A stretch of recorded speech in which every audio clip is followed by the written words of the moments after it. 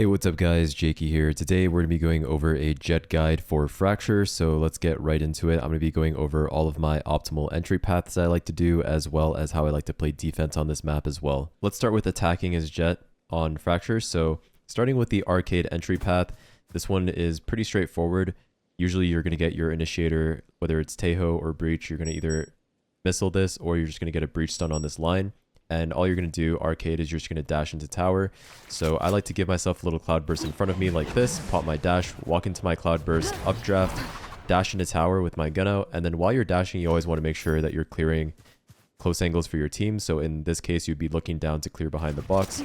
So this would look like that. You would just clear the box like that, and then you would entry tower with some sort of util while clearing the box with your dash. So you're just going to get a breach stun, like I said, or some sort of initiator util here for this line, and you're just going to clear all of tower for your team, wrap site, fight, and then you pretty much just take B site from there. For the B main entry path, I like to throw my cloud burst front dice, clear right, clear left while you're dashing in, and then I actually like to wrap this side. You should have smokes down here, so you don't really have to worry about looking this way, but you want to go here and then clear the right side. Make sure you clear this corner, and now you can wrap site and take everything, and then obviously be aware of the flood out as well. But after that, you can crunch with your tower guys, and then you have site after that. All right, let's move on to the A site entry paths for drop. After you clear out all of drop and you're scaled up, what I like to do is, if this is smoked off, you can just updraft, dash onto site, make sure you look behind, clear everything, clear this corner as well, and then you'll have top site and you can fight from here. But make sure you look behind and clear everything while you're dashing.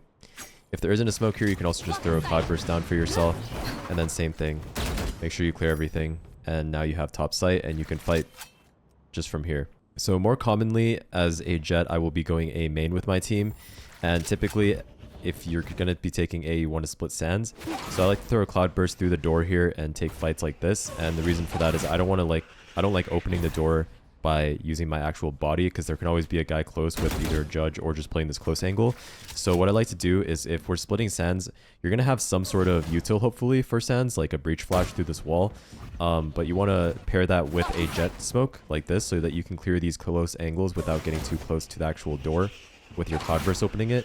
But yeah, after you're out here, this tower should be smoked out, and then you can path this way and help crunch site with your team.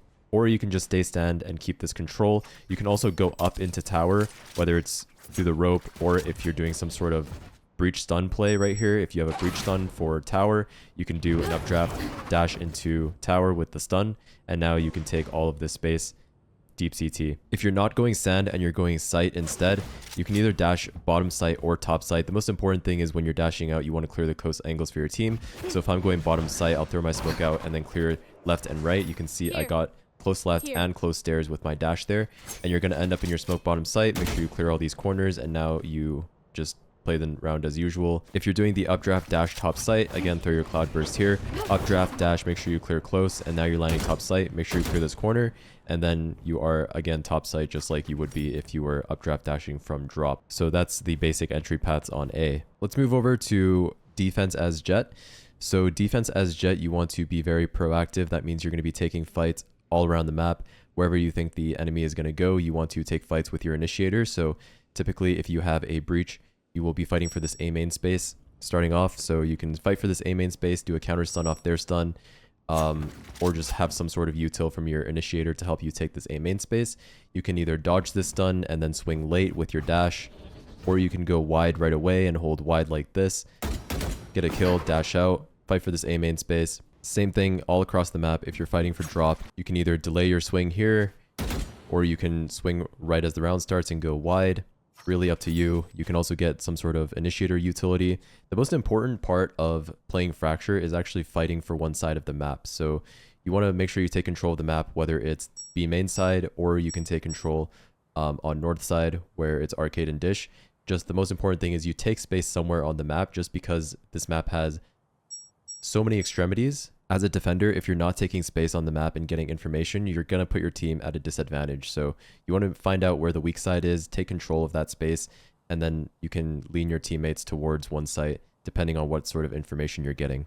So yeah, same thing with B main here. A smoke here deep is really nice if you're fighting. You can get a smoke deep, and then you can get some sort of initiator util on this line, whether it's a breach stun or a flash top B main here.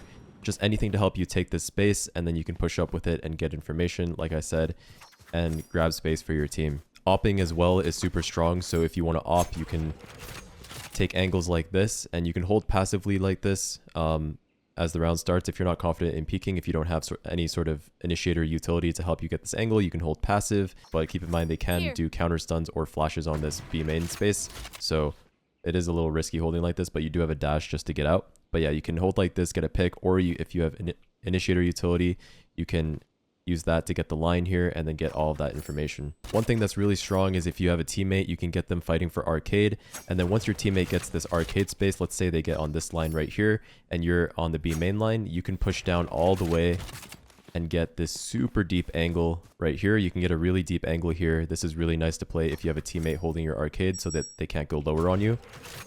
You can then hold this really deep line and then stack 3 towards A. So that's basically the idea of this map, is you want to take space and have your team stack elsewhere. Another play that's really strong is throwing Cloudburst through the sand door here. So if you hear them A main flooding out going this way towards A main, you can throw a Cloudburst, and then you can use that Cloudburst to open the door and get kills as they're running across. So just making sure that you're timing it properly, throw your Cloudburst through, get a kill, and then you can obviously don't play dangerous angles, but throw your Cloudburst through, get a kill, and then you can back up and play your man advantage. But yeah, the most important thing to remember on defense side as a duelist is you want to be fighting for that space, getting information, and making sure you have your initiator with you, helping you get that space, because it is a little bit hard to fight as a solo duelist if you don't have any initiator util backing you up. So just make sure that you have an initiator that's on the same page as you. If you don't have a good initiator player, you can ask your second duelist to help you fight as well, or just other teammates. But yeah, your life does get a lot easier on this map if you have a good initiator. But yeah, that's pretty much it, guys. That was my quick guide for Fracture as a Jett. I hope you guys enjoyed this video, and I hope it helps you out. If it did, make sure you leave a like, comment, and subscribe, and I will see you in the next one. Peace.